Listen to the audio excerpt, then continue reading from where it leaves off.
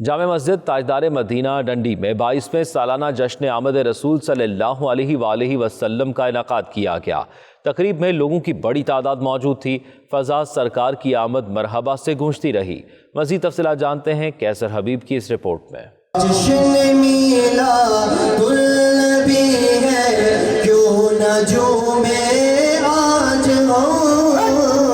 جامع مسجد تاجدار مدینہ ڈنڈی اورٹے side Islamic centre کے زیر اہتمام جشن آمد رسول صلی اللہ علیہ وآلہ وسلم کا انعقاد کیا گیا، جس میں برطانیہ بھر سے عاشقان مصطفیٰ صلی اللہ علیہ وآلہ وسلم کی کثیر تعداد نے شرکت کی۔ روحانی محفل کا آغاز قاری عیسیٰ خان کی تلاوت سے ہوا۔ نظامت کے فرائض امام و خطیب سید اعجاز حسین شاہ اور قاری مشتاق نے بخوبی انجام دیے۔ ڈنڈی اور اسکاٹ لینڈ کے مقامی علماء اور شناخواں حضرات نے نظم و نثر کی صورت میں اپنے اپنے انداز میں حضور صلی اللہ علیہ وآلہ وسلم کی بارگاہ میں خراج عقیدت کے پھول نچھاور کیے۔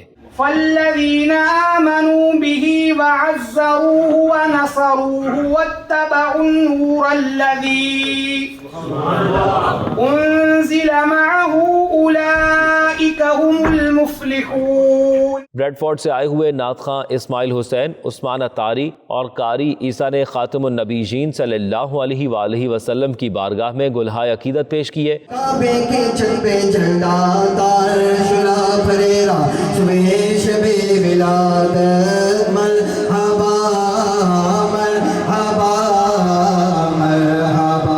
بولٹن سے مہمان خصوصی مفتی محمد ایوب اشرفی نے حضور صلی اللہ علیہ وآلہ وسلم کی ولادت باسعادت کے موضوع پر بڑی مدلل گفتگو کی۔ شمائل مصطفیٰ، سیرت و کردار اور اوصاف پر پرکیف انداز سے روشنی ڈال کر حاضرین کے ایمان کو جلا بخشی۔ بریڈ فورڈ سے برطانیہ کی نوجوان نسل کی پسندیدہ انگلش سپیکر امام عاصم حسین نے اپنے مخصوص انداز سے نوجوانوں کے دلوں میں عشق مصطفیٰ صلی اللہ علیہ وآلہ وسلم کی شمع روشن کی۔ انہوں نے روزمرہ اور میلاد مصطفیٰ صلی اللہ علیہ وآلہ وسلم سے متعلقہ سوالات کے جوابات نہایت ہی خوبصورت انداز میں سمجھائے۔ امام ابو حنیفہ، امام مالک بن انس، محمد بن ادریس الشافعی اور امام احمد بن حنبل رحمت اللہ علیہم اجمعین۔ These are the four great imams of this ummah after the Sahaba۔ مسجد انتظامیہ نے برطانیہ بھر سے آئے مہمانوں اور حاضرین کا اس روحانی محفل میں شرکت پر شکریہ ادا کیا۔ مدرسے کے طلبہ کو قرآن پاک ناظرہ مکمل کرنے پر شیلڈ اور اسناد سے نوازا گیا۔ حاضرین میں سے قرآن اندازی کے ذریعے 4 خوش نصیبوں کے لیے عمرہ کے ٹکٹ کا اعلان کیا گیا۔ حاضرین محفل کو رسول پاک صلی اللہ علیہ وآلہ وسلم کے منہ مبارک کی زیارت بھی کروائی گئی۔ روحانی محفل کے آخر میں خصوصی دعا کروائی گئی اور لنگر پیش کیا گیا۔ اور بڑے ہی پیارے خطاب ہوئے اور بڑی پیاریاں نعتاں حضور پاک سرکار دی خدمت اقدس پیش کی گئی ہیں۔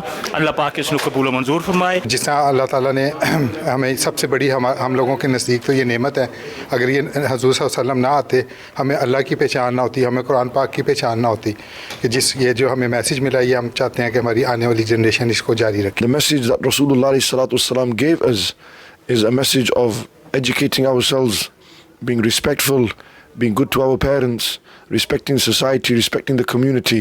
جامع مسجد تاجدار مدینہ ڈنڈی میں آج 22واں سالانہ جشن آمد رسول نہایت عقیدت و احترام سے منایا گیا، جس میں سینکڑوں کی تعداد میں لوگوں نے شرکت کی۔